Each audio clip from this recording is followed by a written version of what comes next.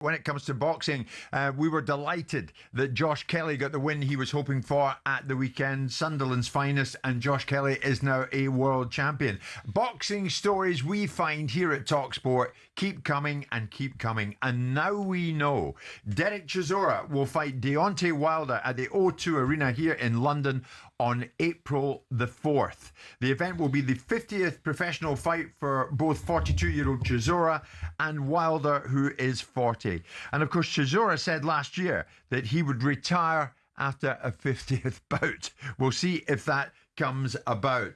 But it's a hell of a fight. There'll be massive demand for it. Of that, there is no doubt.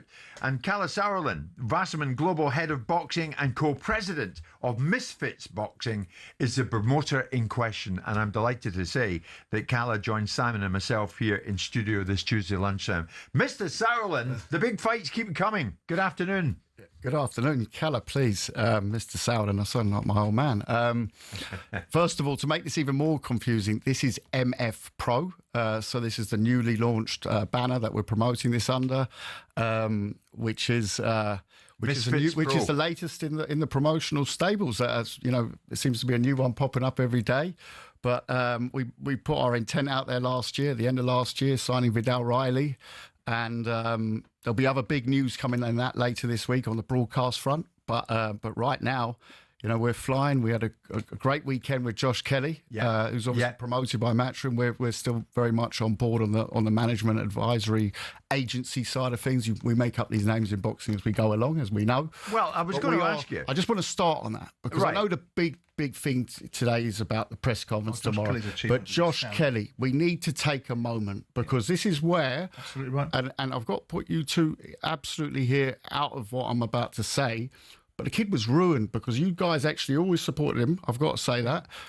He was ruined after the Avanesian fight. Everyone wrote him off. Before that, he was the best thing since sliced bread. Coming out of the, Adam the didn't know. Team Adam GB. stuck with him. And Adam stuck with him. Yeah. I remember signing him. I put it out on socials on Sunday. He walked into that room. He was without a promoter, without a contract. And there was a glint in his eye. That sounds really corny, right? But if you've been around fighters, I've been around fighters my whole entire life. The fire was there, despite the way he looked that day. We went little steps, Channel 5 all the way through. And also credit to Matchroom to come in for this fight. This fight was a difficult one. We went round the market to try and get a backer for it. We couldn't, hands down, no ego here. We couldn't afford it on Channel 5. Sure. DAZN and Matchroom stepped up. Massive props to them. But I'm just... Forget business. The story. Yeah, the story. This is what I do this for. He got the win.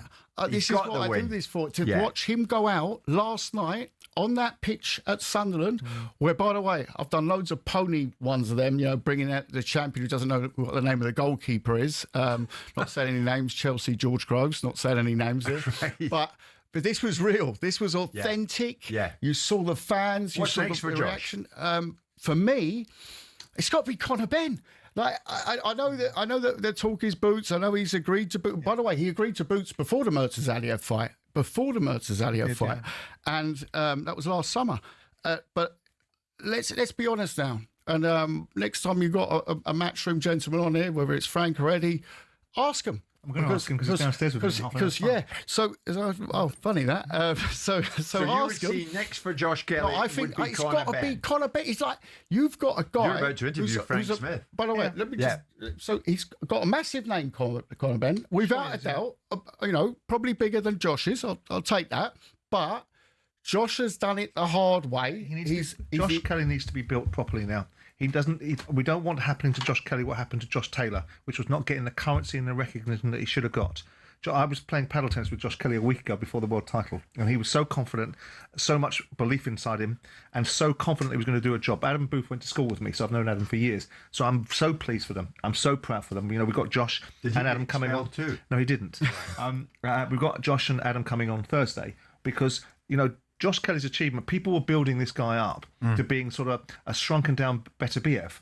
He was after his performance against Timothy Zhu, this guy was someone that people were avoiding. And Josh beat him. And it wasn't a case of he ran, like Tony Bellew indicated. the best work in that fight was done by Josh Kelly, and he deserved that win. And I was disappointed to see one of the scorecards being a draw. I think he won it. And he won it easy. Not easy, but he won it. Yeah. Kalle, if that was to be made, that fight, Josh Kelly, Conor Benn, where would it be? I mean, it's a stadium fight. Definitely a stadium fight. And the reason I'm saying this, by the way, Sunderland. Conor doesn't deserve the fight, by the way. Conor doesn't. Conor's record doesn't merit the fight.